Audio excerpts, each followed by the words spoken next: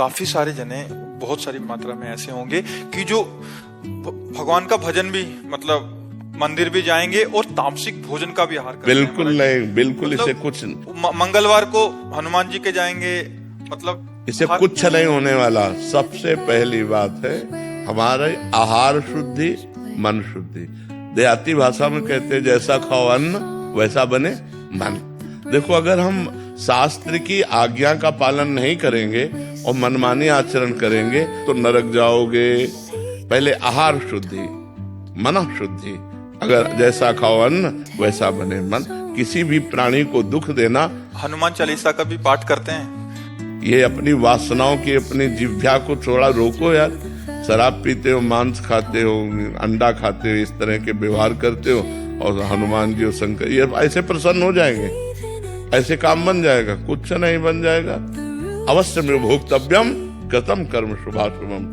जो तुम कर्म करोगे तुम्हें भोगना पड़ेगा। चाहे मुर्गा हो, चाहे बकरा हो, सब जीव अपने प्राण बचाना चाहते हैं। सब जीव, तुम उनको काट कर खाओगे वो भोगना पड़ेगा। राम जी के रूप में भगवान ने यदि बाली के चरण में बाण मारा तो भगवान श्री कृष्ण के चरण में व्याध के रूप में उसने बाण मारा। देखो ना, लीला देखो। भगवान ने अंतिम अपनी लीला जो श्री कृष्ण ने लीला है वो यहाँ संपन्न की कि भगवान के चरण में व्याध जो है बाण मार रहा है। अब आप विचार करो, जब वो सरकार समर्थ होते हुए भी अपने लीला का लीला दर्शन कराते हैं। श्रवण कुमार के वध का संयोग बन गया दशरथ जी के हाथ से, शब्द वेदी बाण मार दिया। तो देखो उनका जो कर्म था वो तड़प तड़प के अपने पुत्र भगवान राम के वियोग में प्राण त्यागना पड़ा कि नहीं पड़ा? भगवान उसको मिटा सकते थे लेकिन भगवान नहीं मिटाते। अवश्य में वो भोक्तव्यम गीता जी में कहा। इसलिए हमारी प्रार्थना है कि तमोगुणी भोजन का त्याग करो, सात्विक भोजन और संयम से रहोगे तो तुम में जो बल आएगा वो एक महान पवित्र बल होगा।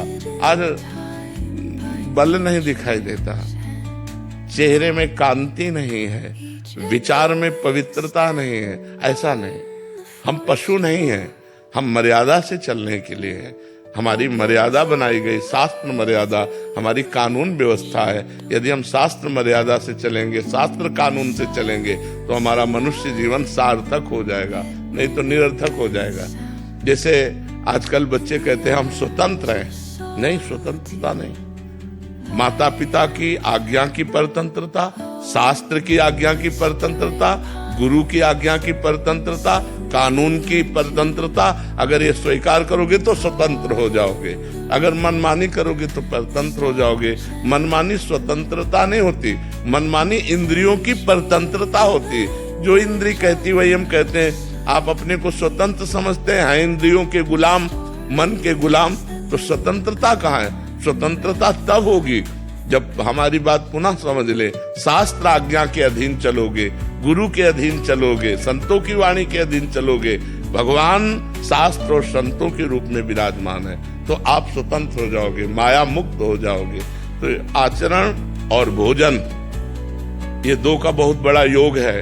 अगर हमारा भोजन ठीक तो हमारे आचरण ठीक होंगे, हमारे आचरण ठीक तो हम भगवान को प्रसन्न कर सकते हैं। गंदा आचरण। अभी कल परसों एक प्रश्न आया था कि गांव देहात में महाराज जी क्या है कि छोटे छोटे देवी जी के मंदिर हैं और गांव में किसी के घर में बच्चा हो रहा है या शादी हो रही है तो महाराज जी बकरा लेके और फिर उसका वो करते हैं, बलि देते हैं। फिर महाराज जी फिर पूरे गांव वाले आते हैं, फिर पूरा मांस वो करते हैं। मंदिर भी जा रहे हैं महाराज जी, देवी की आराधना भी कर रहे हैं। ये सब भोजन, ये आसुरी वृत्ति है, इससे भगवत प्रसन्नता नहीं होती।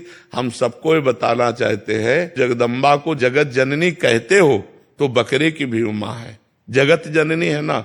माँ अपने पुत्र की बलि से प्रसन्न कैसे हो सकती है? हमें तो नहीं समझ में आता। और जब वो जगत जननी है तो बकरे की भी माँ है, वो भैंसे की भी माँ है, वो गाय की भी माँ है।